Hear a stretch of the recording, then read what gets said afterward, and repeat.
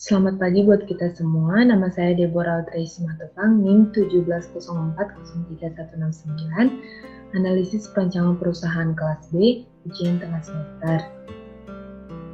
Adapun topik yang akan saya bahas, yang pertama kegunaan studi kelayakan, yang kedua perbedaan studi kelayakan bisnis dan kelayakan proyek, yang ketiga jenis studi kelayakan, yang keempat aspek studi kelayakan, yang kelima materi yang digunakan dalam studi kelayakan. Yang pertama, kegunaan studi kelayakan, yaitu untuk mengukur apakah sebuah bisnis berpeluang memiliki kelanjutan atau akan berhenti pada titik waktu tertentu. Menurut ahli, yaitu Kasmir dan Jakfar, ada beberapa kegunaan melakukan studi kelayakan, yaitu yang pertama, mengurangi risiko terjadinya kerugian, yang kedua, memudahkan perencanaan ke depannya, yang ketiga, memudahkan dalam pelaksanaan kerja, yang keempat, memudahkan dalam pengawasan bisnis, yang kelima, memudahkan dalam pengendalian bisnis. Perbedaan studi kelayakan bisnis dan studi kelayakan proyek. Studi kelayakan bisnis merupakan suatu penelitian yang tentang berbagai aspek yang meliputi aspek hukum, sosial, ekonomi, dan budaya, aspek pasar dan pemasaran. Studi kelayakan proyek merupakan penelitian tentang bisa atau tidak bisanya suatu proyek atau proses investasi dilaksanakan dengan berhasil. Pertanyaan yang ketiga yaitu, jelaskan berbagai studi kelayakan yang ada dan manfaatnya. Studi kelayakan bisnis. Manfaat dan tujuan studi kelayakan bisnis yang pertama, mengurangi risiko kerugian. Meminimalkan risiko yang dapat dikendalikan maupun yang tidak dapat dikendalikan. Yang kedua, memudahkan perencanaan bisnis.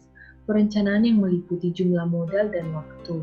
Yang ketiga, memudahkan pelaksanaan pekerjaan, sehingga setiap orang mempunyai pedoman dalam mengerjakan tugas. Yang keempat, memudahkan pengawasan. Yang kedua, studi kelayakan proyek. Manfaat dan tujuan studi kelayakan proyek. Yang pertama, manfaat finansial. Apakah proyek itu dipandang cukup menguntungkan apabila dibandingkan dengan risiko proyek tersebut? Yang kedua, manfaat ekonomi nasional. Yang ketiga, manfaat sosial proyek bagi masyarakat sekitar proyek tersebut.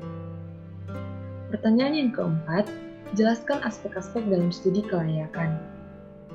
Yang pertama, aspek hukum atau legalitas. Salah satu aspek yang pasti diteliti ketika studi kelayakan dilakukan adalah aspek hukum atau legalitas. Hal ini menyangkut pada semua hal yang berhubungan dengan legalitas atau ketentuan hukum dalam mendirikan perusahaan. Yang kedua, aspek ekonomi dan budaya.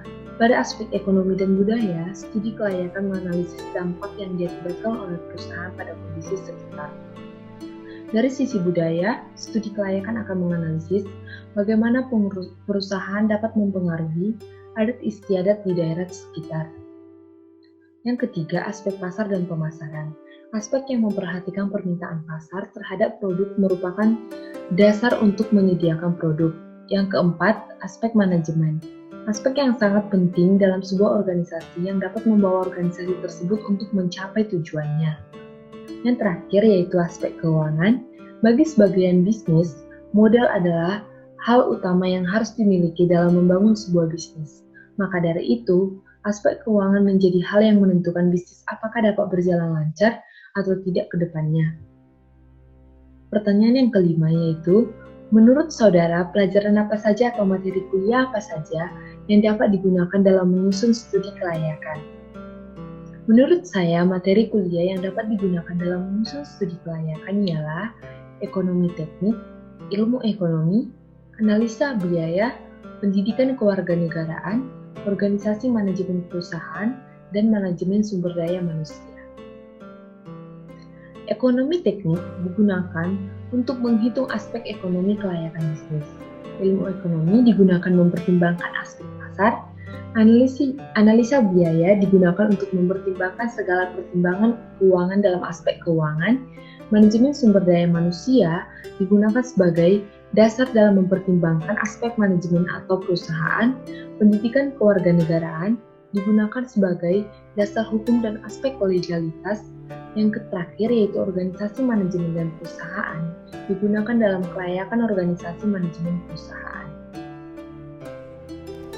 Sekian presentasi yang dapat